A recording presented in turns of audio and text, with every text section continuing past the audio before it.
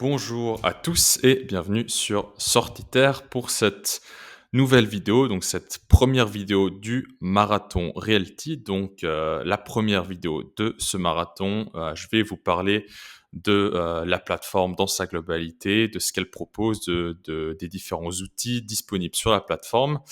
Et donc, Realty, en quelques mots, aujourd'hui, c'est la plateforme de tokenisation immobilière qui est de loin, je pense, la plus connue dans le monde. Elle a été fondée par 2 frères canadiens, donc Jean-Marc Jacobson et Rémi Jacobson. Et ces 2 frères, donc entre autres, ont été parmi les premiers mineurs de Bitcoin au Canada, je crois. Et ils ont plus de 30 ans d'expérience dans l'immobilier, dans ce qu'on appelle la région de la Rust Belt aux États-Unis. Donc c'est cette région ici, donc c'est la partie industrialisée qui consiste notamment l'État du Ohio, du Michigan. Il y a énormément de biens qui sont listés sur la plateforme qui viennent de Détroit ici, et puis là récemment on en a eu pas mal qui viennent de Cleveland. Donc les 2 fondateurs, c'est vraiment des gens qui viennent de l'immobilier, qui ont 30 ans de bouteille et qui se sont spécialisés du coup dans cette région. Et de façon assez logique, la plupart des biens sur Realty aujourd'hui viennent justement de cette zone de la Rust Belt. Mais aujourd'hui, de plus en plus, la plateforme veut se diversifier dans d'autres endroits dans le monde, comme notamment cette maison ici, par exemple, au Panama. Je sais que la plateforme a des volontés de se diversifier plus en Amérique du Sud. Panama, on a déjà eu 2 propriétés. Euh, on parle de l'Argentine aussi éventuellement. On parle d'Europe, quoique pour l'Europe, il y a encore quelques aspects juridiques à régler avant de venir proposer des biens en Europe. Mais c'est sur la roadmap en tout cas, c'est ce que le projet veut mettre en place. Et donc, comme vous voyez, vous avez accès à justement ces investissements dans l'immobilier tokenisé à partir de 50 $. Donc, c'est des tickets d'entrée qui sont très abordables. La façon dont ça fonctionne, c'est que toutes ces maisons ici vont être rachetées par Realty via une SA en fait. C'était des SARL au début, des LLC, mais ils ont petit à petit transitionné vers le modèle des SA plutôt que des SARL parce que pour l'internationalisation, c'est plus facile. Et du coup, ce qui va être tokenisé, c'est pas la maison en tant que telle, ça va vraiment être les parts de la SA qui n'a pour seule fonction en fait que la détention du bien immobilier spécifique. Donc par exemple, pour ce bien ici, Rayburn Road Cleveland, on a une SA, Rayburn Road Cleveland SA, dont la seule utilité de cette SA, c'est la détention de cette maison. Et en fait, du coup, c'est les actions de cette SA qu'on va aller tokeniser et distribuer aux token holders. Autre point important, il faut savoir que toutes ces maisons sont détenues 100% en fonds propres, donc Realty n'utilise pas d'hypothèque pour acheter ces maisons. Mais on va voir tout à l'heure qu'on a un outil très intéressant en fait pour chaque token holder d'aller faire eux-mêmes leur effet de levier sur les parts de tokens qu'ils détiennent en fait, avec le RMM, je vais le présenter tout à l'heure. Et du coup, comme je disais tout à l'heure, la façon dont ça fonctionne, c'est une SA détient 100% en fonds propres une maison spécifique et on va aller tokeniser les actions de cette SA. Et les token holders ont une partie des actions de la SA sous forme de token et ils vont pouvoir aller mettre en collatéral dans le RMM ces actions pour pouvoir emprunter plus de dollars pour aller acheter d'autres propriétés. Si je me rends par exemple sur cette propriété ici, Rayburn Road à Cleveland, à Ohio, dans l'État du Ohio. Déjà, on a quelques informations intéressantes sur la propriété. Déjà, l'expected income, en fait, ça signifie le rendement net de la propriété. Donc, en fait, c'est les loyers que vous touchez net. Donc, ça veut dire les loyers bruts, desquels vous enlevez les frais de gestion, l'assurance, la taxe foncière, quelques autres trucs. Et ça vous donne du coup le loyer net que vous allez diviser par le prix d'acquisition en fait. Et ça va vous donner ce qu'on appelle l'expected income, le rendement net de 9,6% par année. Autre point intéressant, donc on a par exemple des informations comme l'année de la construction, le quartier, le nombre d'unités. Et un autre point intéressant, c'est le rent subsidy. Donc est-ce que les loyers sont subventionnés? Et ça, c'est une information qui peut être assez intéressante à voir. Ici, vous voyez que c'est pas le cas. En fait, on a 2 formes de subvention. On a la section 8 et la section 42. La section 8, ça va être en fait les loyers sont en partie subventionnés par l'État. Donc en fait, le propriétaire va recevoir directement par l'État une partie des loyers qu'il est censé percevoir et du coup, ça permet au locataire de payer un loyer plus faible, ce qui va aussi être intéressant pour la recherche de locataires parce que un locataire aura du coup plus tendance à rester dans un logement subventionné, forcément parce que lui, ça lui coûte moins cher. Et la section 42 qui, elle, ça c'est une forme de subvention, pas via les loyers, mais vraiment sur l'acquisition, la construction du logement, où en fait l'État va prendre en charge une partie du coût de construction ou du coût d'achat de ce genre d'immeuble, de ce genre de propriété subventionnée avec la section 42. Et du coup, le revers de la médaille, c'est que forcément, vu que c'est subventionné, on ne peut pas mettre des loyers trop agressifs. Quelques mots sur les aspects financiers. Donc, comme je disais ici, vous avez par exemple, on va prendre le total investment. Donc ici, vous voyez que l'underlying asset price est de 64 000 dollars. Donc ce prix-là, c'est le prix à prendre en compte pour voir si on est bon au niveau du prix de marché ou pas, parce que c'est le prix que Realty a déboursé pour acheter le bien en fait. Donc, vous voyez que le prix d'acquisition de Realty est de 64 000 dollars et on va aller rajouter en fait à la valeur du token déjà les frais de sourcing de 10% qui inclut donc ce prix-là plus des travaux futurs à faire qui vont de façon logique être payés par le token holder. Donc, on a une réserve de maintenance de 2660 dollars, une enveloppe travaux de 10 000 dollars aussi, quelques frais administratifs et annexes. Et ça vous donne du coup un prix du listing de 88 000 dollars, donc les 64 000 plus tous ces frais annexes qui vont être payés par le token holder. Ensuite, ici, au niveau du coût mensuel, donc vous avez ici les loyers bruts, comme je disais, donc 2 330 dollars par mois. Et en fait, on va aller déduire de ces 1 330 dollars un certain nombre de frais administratifs. Donc, vous voyez que les property managers vont prendre 8% des loyers, ce qui est normal. Realty va percevoir 2% des loyers. Ensuite, on a aussi, justement, comme je disais, des frais de maintenance à prendre en compte, la taxe foncière, des assurances, et tout ça, du coup, va nous donner un loyer net de 623 dollars à partir des 1 330 dollars initial. Un autre outil dont j'aimerais vous parler maintenant, ça va être le Community Dashboard qui en fait vous donne, un état des lieux en fait de votre portefeuille sur LT. Donc vous voyez que sur cette wallet, j'ai 15 propriétés au total, 27 tokens et en fait vous avez plein d'informations sur déjà par exemple sur quelle blockchain elles se trouvent. Donc moi vous voyez qu'elles se trouvent toutes ces propriétés se trouvent sur la blockchain Gnosis. Ça va vous donner le rendement annuel donc net, moyen du portefeuille, donc qui est de 9,28% dans mon cas. Le nombre de loyers que vous allez percevoir de façon journalière, hebdomadaire, mensuelle, annuelle. Donc moi, vous voyez que avec mon portefeuille actuel, je me fais 126 dollars par année de loyer.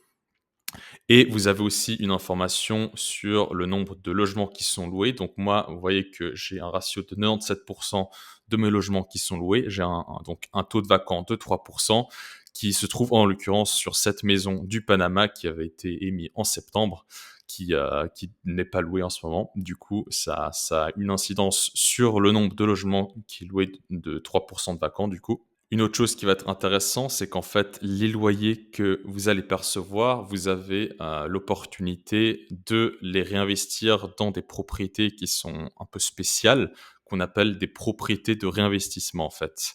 Et la façon dont ça fonctionne, ces propriétés de réinvestissement, bon là, on voit pas lesquelles c'est, mais en fait, vous n'avez pas besoin d'investir 50 dollars pour obtenir une partie de cette maison de réinvestissement. Par contre, la seule façon de s'en procurer, en fait, c'est que les fonds doivent venir des loyers que vous avez générés sur d'autres propriétés. Donc ça, c'est quelque chose de pas mal. En général, le rendement net de ces propriétés de réinvestissement est autour des mêmes que la plateforme, autour des 9-10%.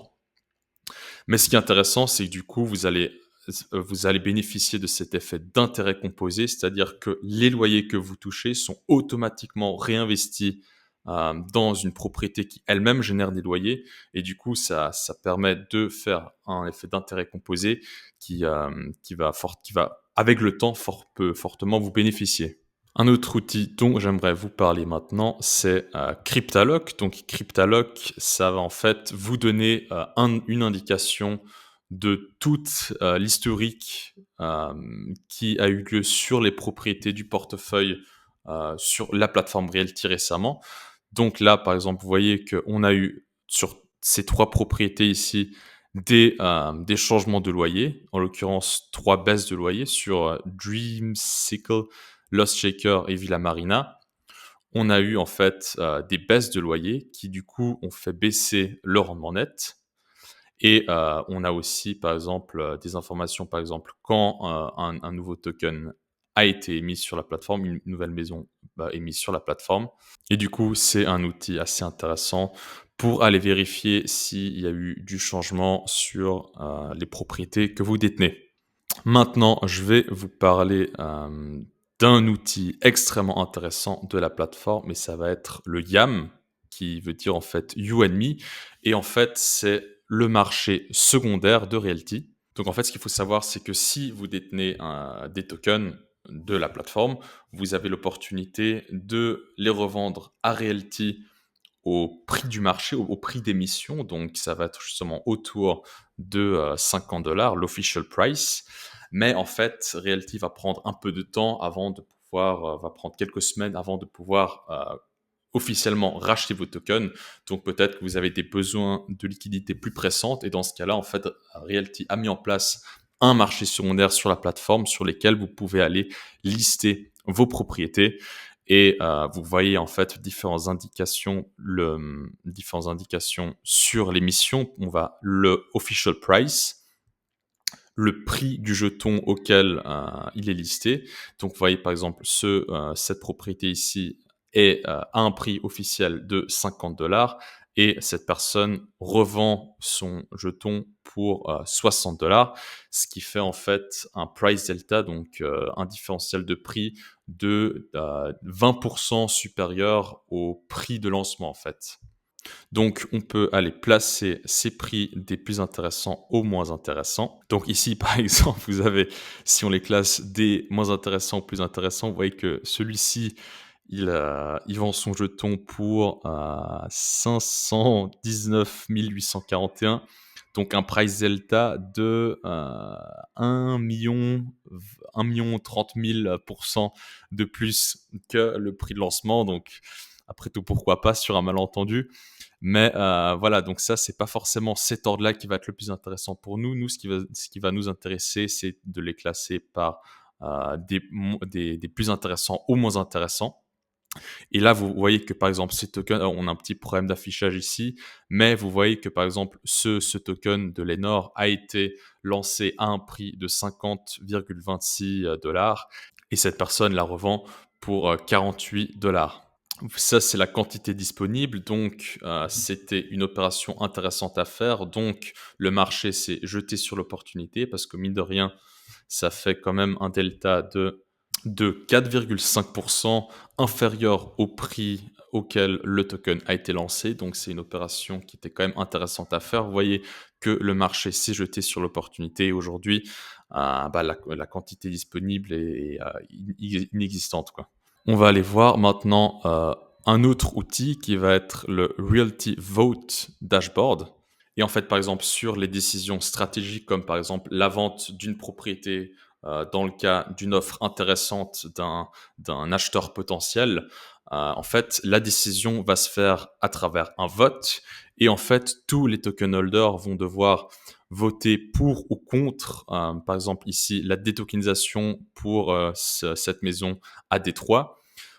On a eu justement ici, comme on dit, une proposition de 88 000 $ bruts. Il n'est pas intéressé par l'acquisition de jetons. Nous avons jusqu'à ce mercredi 7 décembre 17 h pour répondre. Donc en fait, la communauté a dû voter pour ou contre l'acceptation ou le rejet de cette proposition. Et vous voyez que, alors, on a des informations intéressantes. On a 36% de la communauté qui a voté déjà.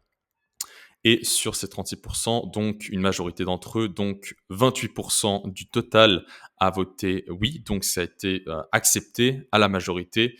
Le token a bel et bien été vendu. Et si on va voir sur la propriété ici en question, vous voyez, this property was proposed for sale to a third party. Donc cette propriété a été vendue et on a ici les informations sur la transaction, donc la vente des tokens, où vous voyez par exemple le current token price et le prix par token auquel il a été vendu. Donc le prix du token était de 54 $ et il a été vendu pour 59 $. En plus de ça, on a eu des distributions en 2021 de 4 $ par token, en 2022 de 5 $ par token, plus le prix de vente du token, ce qui nous a donné une valeur totale distribuée de 68 $ par token, ce qui fait un taux de rendement interne, donc un bénéfice total, si vous voulez, de 35% sur le token, ce qui était donc du coup une opération, je pense, assez intéressante à faire. Je vais maintenant rapidement vous expliquer le fonctionnement du RMM dont je vous parlais tout à l'heure, donc la plateforme de borrowing et lending de Realty. Donc ici, je me retrouve sur le RMM, donc en fait, qui ressemble beaucoup à la plateforme de AV. Ici, je suis sur la V2. La V3 vient de sortir la semaine dernière, donc je vais me rendre sur la V3. Et donc, je ne vais pas m'étendre trop sur ces plateformes parce que je ferai une vidéo dédiée. Mais en fait, ce qui est intéressant, c'est ici, si vous avez des propriétés qui sont éligibles à la mise en collatéral sur le protocole, vous pouvez aller déposer ces biens en collatéral, vous continuerez à percevoir les rendements dessus. Et contre la mise en collatéral de vos propriétés, vous pouvez aussi mettre du XI, de l'USDC, vous pouvez aller emprunter du stablecoin et puis vous pouvez vous en servir pour aller acheter d'autres propriétés, soit sur le marché primaire, donc qui sont directement émis par Realty, ou bien sur le marché secondaire, sur le YAM, si vous voyez qu'il y a des opérations intéressantes à faire.